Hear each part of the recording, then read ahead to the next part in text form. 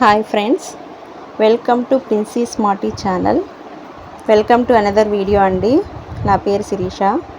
మేము రీసెంట్గా ఉదయగిరికి వెళ్ళామండి. ఉదయగిరిలో చూడదగిన ప్రదేశాలు, వాటి విశేషాలు, వాటి గురించి ఈరోజు మీకు ఎక్స్ప్లెయిన్ చేస్తానండి. ఫ్రెండ్స్, హిస్టరీలోనే ఉదయగిరికి ఒక ప్రత్యేక స్థానం ఉంటుంది, మీకు తెలుసా? అది ఏంటంటే, మొదటిది వచ్చేసి తిరుమల కొండల్ని పోలిన కొండ ఇక్కడ ఉంటుందండి.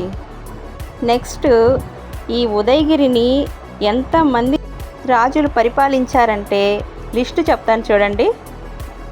ఉదయగిరి దుర్గం చోళులు, పల్లవులు, రెడ్డి రాజులు, గజపతులు, విజయనగర రాజులు, గోల్కొండ నవాబులు, ఇలా ఎంతమంది చేత పరిపాలించబడిందండి. గోల్కొండ నవాబుల పరిపాలనలో అయితే ఒక వెలుగు వెలిగిందంటండి. ఎంతో కళాత్మకంగా నిర్మించిన ఆలయాలు, మసీదులు, కోటలు, బురుజుల ఆనవాళ్ళైతే ఇప్పటికీ దర్శనమిస్తూనే ఉన్నాయండి. తాజాగా యుద్ధ నౌకకు ఉదయగిరి పేరు పెట్టడంతో జాతీయ స్థాయిలో ఖ్యాతి లభించింది.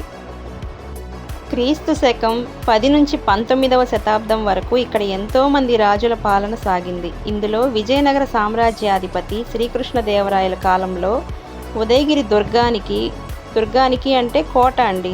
కోట ఉంటుంది ఆ కొండ మీద పైన. దాన్ని ఎక్కాలంటే 4 కిలోమీటర్స్ మెట్లు ఎక్కాలంటండి.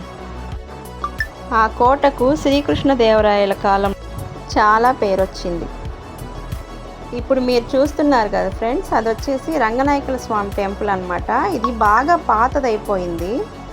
దీన్ని ప్రజెంట్ అయితే ఏం వాడుకలో లేదు, కానీ జస్ట్ మనం చూడొచ్చు అనమాట. ఉదయగిరి కోటకైతే ఇప్పుడు కనిపిస్తుంది కదా వీడియోలో, ఆ దారిలో వెళ్ళేసి కొండ మీదకి ఎక్కాలంటండి. 4 కిలోమీటర్స్ స్టెప్స్ ఎక్కాలంట. ఇదండి ఉదయగిరి గురించి. వీడియో నచ్చితే సబ్స్క్రైబ్ చేసుకోండి ఫ్రెండ్స్. బాయ్.